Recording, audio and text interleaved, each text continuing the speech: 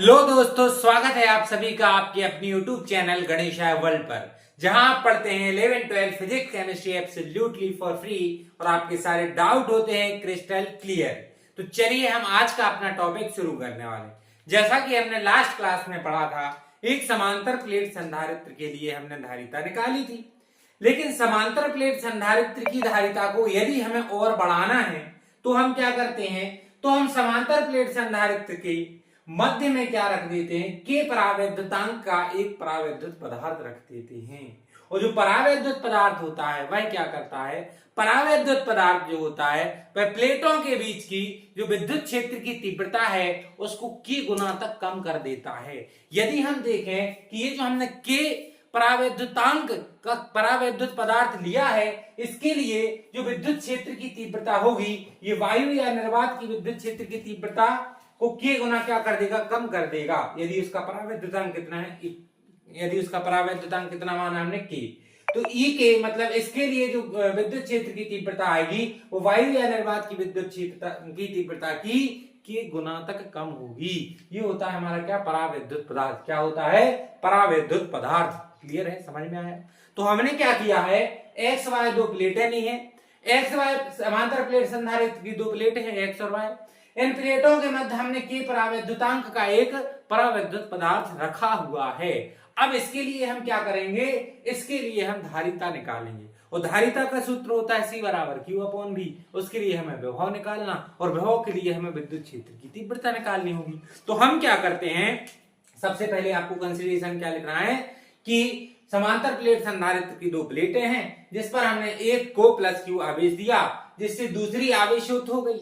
अब इसके मध्य हमने एक के परावैद्युतांक का परावैद्युत माध्यम रख दिया है तथा दूसरी प्लेट को हमने पृथ्वी से संबंधित कर दिया है। तब क्या होने वाला है भैया, तब वायु या निर्वात दोनों प्लेटों के मध्य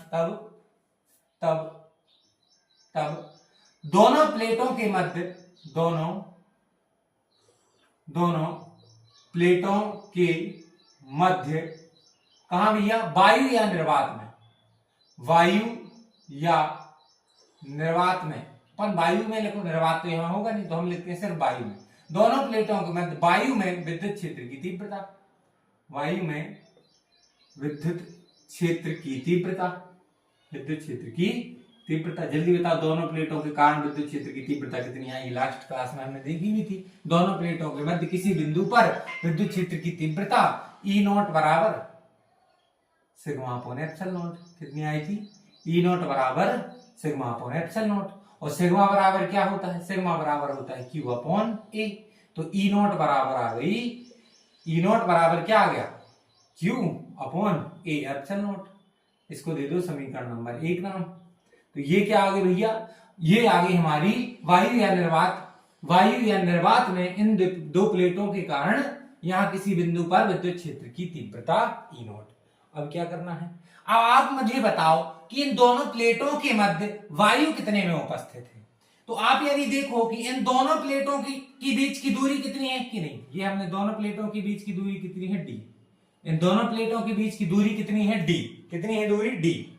यदि इन दोनों प्लेटों के बीच की दूरी डी है और इसमें टी मोटाई का परावैद्युत पदार्थ रखा है, तो वायु या निर्वात की दूरी कितनी हो जाएगी, डी माइनस टी। वायु या निर्वात की उपस्थिति कितनी हो जाएगी, डी माइनस टी। वायु की उपस्थिति कितनी हो जाएगी, डी माइनस टी। इसको हमने दे दिया समीकरण में।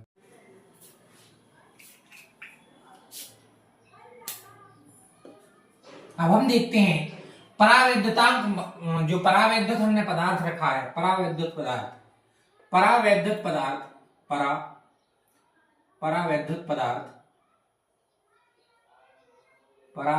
पदार्थ की विद्युतशीलता या परावैद्युत पदार्थ के लिए विद्युत क्षेत्र की तीव्रता, परावैद्युत पदार्थ की विद्युत क्षेत्र की तीव्रता कितनी होगी, हमें पता है कितनी होती है परावैद्युत पदार्थ के लिए विद्युत क्षेत्र की तीव्रता, ई के बराबर क्या होता है, ई नॉट अपॉन में की। अब ई नॉट कितनी आई है हमारी, ई नॉट आई है Q upon A epsilon not और साथ में क्या रख रहे हैं के। तो ये आ गई हमारी किसके लिए, परावैद्युत पदार्थ के लिए विद्युत क्षेत्र की तीव्रता, परावैद्युत पदार्थ के लिए विद्युत क्षेत्र की तीव्रता। और ये मैंने समझाया था सिर्फ इतना लिखने के लिए, आपको डेरिवेशन में ये लिखना बिल्कुल जरूरी नहीं है। ये तो मैंने आपको एक्स्ट्रा समझाया है कि परावैद्युत पदार्थ के लिए विद्युत क्षेत्र की तीव्रता वायु या निर्वात के लिए विद्युत क्षेत्र की तीव्रता के गुना कम होती है। तो बस इतना पॉइंट समझाने के लिए ये मैंने लिखा। ये अपन के ये जो हम डेरिवेशन कर रहे हैं इसका हिस्सा ये नहीं है। क्लियर है, समझ में आया? ठीक। अब हम देखें वायु या निर्वात की दूरी। वायु या निर्वात की दूरी कितनी थी? वायु या निर्वात की दूरी थी हमारी, उपस्थिति थी d - t। और परावैद्युत पदार्थ की मोटाई कितनी? परावैद्युत जो पदार्थ हमने रखा है, परावैद्युत पदार्थ जो हमने रखा है इसकी मोटाई, परावैद्युत पदार्थ की मोटाई कितनी है? t। कितनी है? t। अब समझना। अब यदि मैं कुल विभव निकालूं तो हम जानते हैं कि E बराबर क्या होता है? E बराबर होता है v इंटू में d। कहां से आया? ये आया v बराबर जो E बराबर होता है, E बराबर क्या होता है? E बराबर होता है dv अपॉन में dt। ये हम संबंध पढ़ चुके हैं। तो यहां से v बराबर क्या होगा? E इंटू में t। E इंटू में t मतलब E और उनके बीच की दूरी। तो आप मुझे ये बताओ कि v नेट कितना आएगा? v नेट आएगा E, पहला E क्या है? Q upon A epsilon not. और T मतलब वायु या निर्वात की उपस्थिति कितनी है? d minus T. कितनी है? d minus T. प्लस यदि हम देखें कि परावैद्युत पदार्थ की विद्युत क्षेत्र की तीव्रता कितनी है? Q upon A epsilon not, A epsilon not into K। और साथ में परावैद्युत पदार्थ की मोटाई कितनी है? T। क्लियर है? तो ये हमारे लिए कुल विभव आ गया। तो कुल विभव आया, जो कॉमन आ रहा वो कॉमन ले लो, Q upon A E epsilon not क्या आ गया? कॉमन। यहां क्या बचा? d माइनस टी प्लस यहां क्या बचा? t upon q। क्लियर है? ये हमने क्या निकाल लिया? कुल विभव निकाल लिया। क्या निकाल लिया? कुल विभव। अब हमें निकालनी है कुल धारिता। कुल धारिता क्या निकालनी है हमें? कुल धारिता।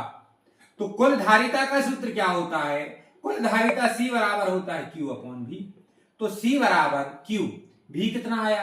Q upon A epsilon not d minus T plus t upon K। आप देखो Q से Q क्या हो गया? कैंसिल। तो कुल धारिता आई A epsilon not upon d minus T plus t upon K। जी हाँ, यही आई है हमारी आंशिक रूप से परावैद्युत पदार्थ की उपस्थिति में समांतर प्लेट संधारित्र की धारिता। इसके लिए हमने क्या किया है? सबसे पहले हमने वायु या निर्वात के लिए विद्युत क्षेत्र की तीव्रता निकाली Q upon A epsilon not. और वायु की उपस्थिति कितनी है? कुल दोनों प्लेटों के बीच की दूरी d और t मोटाई का क्या रखा है? परावैद्युत पदार्थ। तो वायु की उपस्थिति हुई d माइनस टी, वायु की उपस्थिति हुई d माइनस टी। अब यदि हम देखें, क्या देखें कि परावैद्युत पदार्थ के लिए विद्युत क्षेत्र की तीव्रता क्या है? तो परावैद्युत पदार्थ की विद्युत क्षेत्र की तीव्रता वायु या निर्वात की विद्युत क्षेत्र की तीव्रता की वायु निर्वात की विद्युत क्षेत्र की तीव्रता की वायु या निर्वात की विद्युत क्षेत्र की तीव्रता विद्युत क्षेत्र की तीव्रता की कितने गुना कम होती है? K गुना। जो उसके परावैद्युतांक है उतने गुना ही क्या होती है? कम। तो E के बराबर क्या होता है? E not upon K। तो वायु या निर्वात के लिए विद्युत क्षेत्र की तीव्रता E नॉट बराबर क्या आ गई? E के बराबर क्या आ गई? E not upon K। E not क्या है? Q upon A epsilon not. तो Q upon A epsilon not into में K। और परावैद्युत पदार्थ की मोटाई कितनी है? T। अब हमें पता है E बराबर क्या होता है? dv upon dt। तो V बराबर क्या आ जाएगा? E इनटू में T, जहां T क्या है? मोटाई। समय नहीं है भैया, समय नहीं समझ लेना T को। T क्या है? मोटाई है। तो V बराबर, तो V नेट कितना आएगा? पहले हमारी पहली विद्युत क्षेत्र की तीव्रता वायु या निर्वात की कितनी आई? Q upon A epsilon not. और T मतलब उनके बीच की दूरी कितनी है? वायु या निर्वात की उपस्थिति कितनी है? d minus T plus. अब हमने देखा कि परावैद्युत पदार्थ जो है, परावैद्युत पदार्थ के लिए विद्युत क्षेत्र की तीव्रता कितनी है? Q upon A epsilon not into K। Q upon A epsilon not into K into में परावैद्युत पदार्थ की मोटाई कितनी है? T।